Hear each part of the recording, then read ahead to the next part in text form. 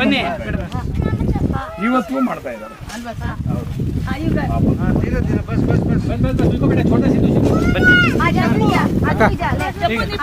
ಭಾಸ್ಕರ್ ಬನ್ನಿ. ಹಾಂ ಸ್ವಾಮಿ,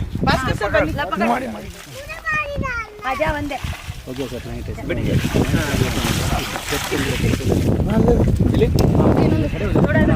ಭಾಸ್ಕರ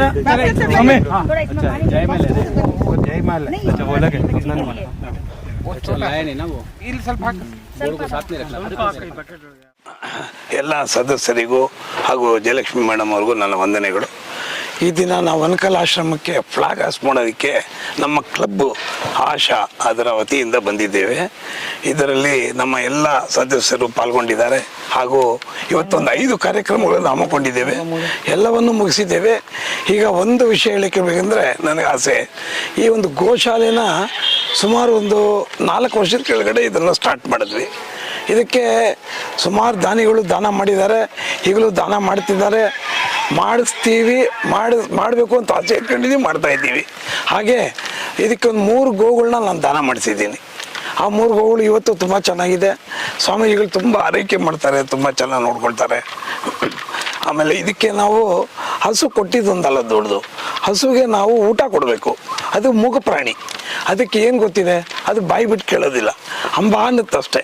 ಅದಕ್ಕೆ ನಾವು ಅದಕ್ಕೆ ಎವ್ರಿ ಇಯರು ನೋಡಿ ಅಲ್ಲಿದ್ದು ನೋಡಿ ಅದೆಲ್ಲ ನಾವು ಒಂದು ವರ್ಷಕ್ಕಾಗುವಷ್ಟು ಹುಲ್ಲನ್ನ ಹಸಿ ಹುಲ್ಲನ್ನು ತಗೊಂಡು ಒಣ ಹುಲ್ಲು ಮಾಡ್ತೀವಿ. ಒಣ ಹುಲ್ಲು ಮಾಡಿ ಅದಕ್ಕೆ 1 ವರ್ಷಕ್ಕಾಗುವಷ್ಟು ಊಟಕ್ಕೆ ನಾವು ವ್ಯವಸ್ಥೆ ಮಾಡ್ತೀವಿ. ಈಗ 35 ಹಸುಗಳಿದ್ದು ಈಗ 55 ಆಗಿದೆ. ಅದರಿಂದ ಸ್ವಾಮೀಜಿಗಳು ಸ್ವಲ್ಪ ತೊಂದರೆ ಸಿಕ್ಕಾಕೊಂಡ್ಬಿಟ್ಟಿದ್ದಾರೆ.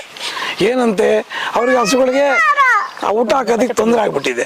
ಅದರಿಂದ ನಮ್ಗೆ ಯಾವಾಗಾದ್ರು ಹೇಳಿದಾಗ ನಾನು ನಮ್ಮ ಸ್ನೇಹಿತರ ಸಹಾಯದಿಂದ, ನಮ್ಮ ಕ್ಲಬ್ ವತಿಯಿಂದ ಎಲ್ಲರ ಕಡೆಯಿಂದನೂ ಮಾಡಿ ಈಗ ಮೊನ್ನೆ ನಾನು ಒಂದು 3 ಲಕ್ಷ ರೂಪಾಯಿಯಷ್ಟು ಹುಲ್ಲನ್ನು ಕೊಡಿಸಿದೆ. ಇವತ್ತು ನನ್ನ ಕಡೆಯಿಂದ 30,000 ರೂಪಾಯಿ ಸ್ವಾಮೀಜಿಗಳಿಗೆ ನಾನು ಇವತ್ತು ಕೊಡ್ತೀನಿ. ಹುಲ್ಲಿಗೆ ತೊಗೊಂಡು ಅವ್ರು ಹುಲ್ಲು ತಗೊಳ್ಳಿ, ಆಮೇಲೆ ನಾವು ಇದು ಮಾಡ್ತೀವಿ ಸ್ವಾಮಿಗಳು. ಆಮೇಲೆ ಇದಕ್ಕೆಲ್ಲ ಕಾರಣ ನಮ್ಮ ಸ್ವಾಮೀಜಿಗಳ ಆಶೀರ್ವಾದ.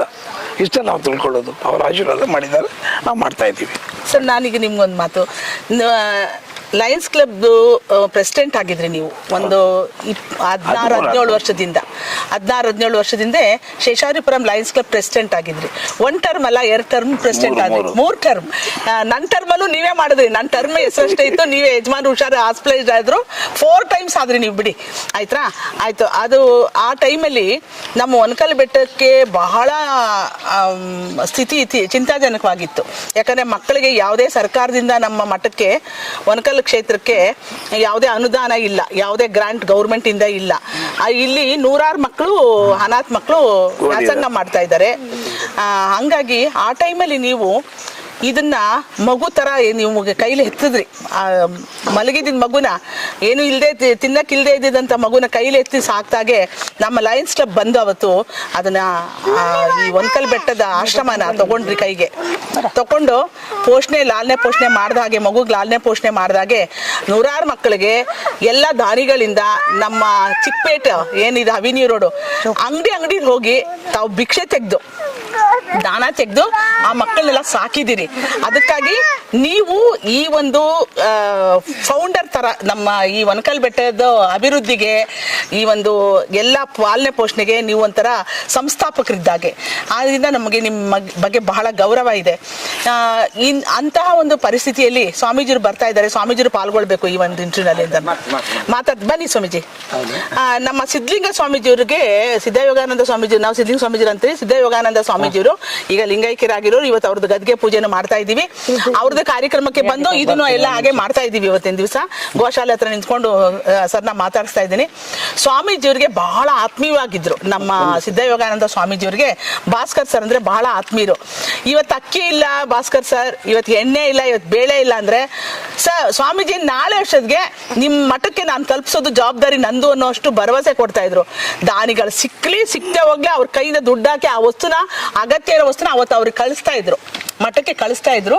ಅಂತಹ ಒಂದು ವ್ಯಕ್ತಿತ್ವ ನಮ್ಮ ಭಾಸ್ಕರ್ ಸರ್ದು. ನಮಗೆ ನಮ್ಮ ಕ್ಲಬ್ ಇವತ್ತು ಶೇಷಾದ್ರಿಪುರಂ ಕ್ಲಬ್ ಅಂದ್ರೆ ಭಾಸ್ಕರ್ ಕ್ಲಬ್ ಅಂತ ಹೇಳಿ ಥ್ರೌಟ್ ನಮ್ಮ ಎಲ್ಲಾ ಕ್ಲಬ್ಬಿನ ಸದಸ್ಯರು ಬೇರೆ ಕ್ಲಬ್ನವ್ರು ಕೇಳೋ ಮಟ್ಟಕ್ಕೆ ಅವರು ಆ ಒಂದು ಗೌರವವನ್ನ ಘನತೆಯನ್ನ ಇಟ್ಕೊಂಡಿದ್ದವರು.